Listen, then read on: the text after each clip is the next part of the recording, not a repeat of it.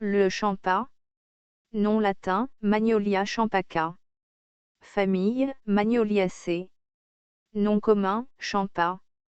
Propriété. L'écorce est amère, tonique, astringente, antipériodique et altératrice. La racine est purgative. L'écorce de racine est emménagogue, purgative et adoucissante. Les fleurs sont stimulantes, toniques, carminatives, adoucissantes et diurétiques. Des études ont suggéré des propriétés antitumorales, anti-inflammatoires, cicatrisantes, antifongiques, anti-hyperglycémiques, diurétiques, antimicrobiennes, vermifuges, antioxydantes, cardioprotectrices. Parties utilisées, feuilles, racines, écorce de racine, fleurs, fruits. Distribution. Asie de l'Est, Philippines, Chine, Inde, Bangladesh, Myanmar, Thaïlande, Vietnam, Indonésie.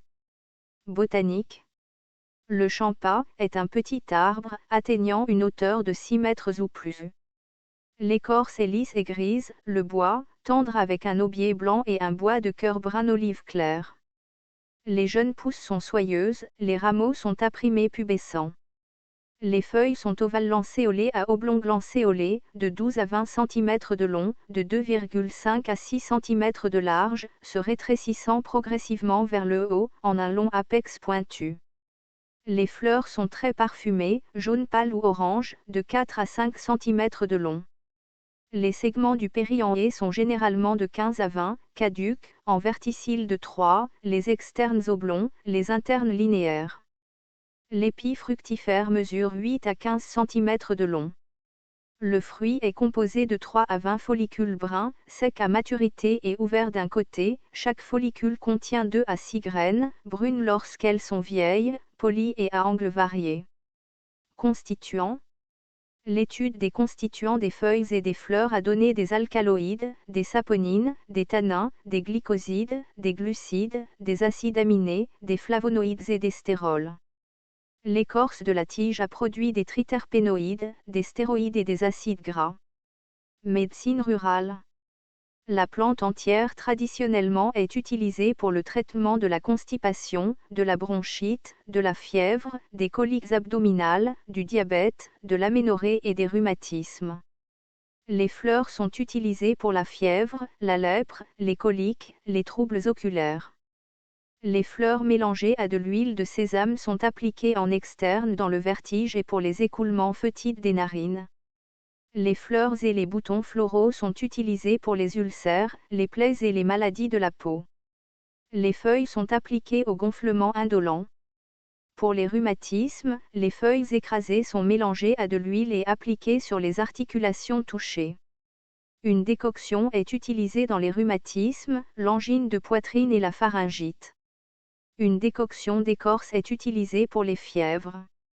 L'écorce en poudre est également utilisée pour les fièvres. L'écorce de racine est utilisée comme adoucissant, emménagogue pour les abcès et purgatif. Une infusion ou décoction des fleurs est utilisée pour la dyspepsie, les nausées et les fièvres. Les fleurs, macérées dans de l'huile douce, sont utilisées pour la céphalalgie, l'ophtalmie, les écoulements nasophétides, vertiges, rhumatismes et la goutte. Les graines sont utilisées pour les rhumatismes et pour cicatriser les fissures de la plante des pieds. Au Mexique, fleurs, graines et écorces sont utilisées pour les affections rénales et comme abortives.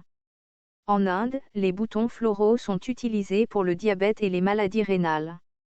En Ayurveda, la plante est utilisée pour la dyspepsie, les nausées, les conditions viciées de Pitta, Vata, l'hémoptysie, le prurit, les maladies de la peau, la toux, la bronchite, la fièvre paludéenne et la débilité générale. L'huile essentielle de fleurs est utilisée pour la céphalalgie, l'ophtalmie, la goutte et les rhumatismes. Autres. Les fleurs donnent une huile essentielle connue sous le nom de champa ou huile de champaca. Un colorant jaune est obtenu à partir des fleurs. Danger. Cette plante peut être abortive, elle est déconseillée aux femmes enceintes.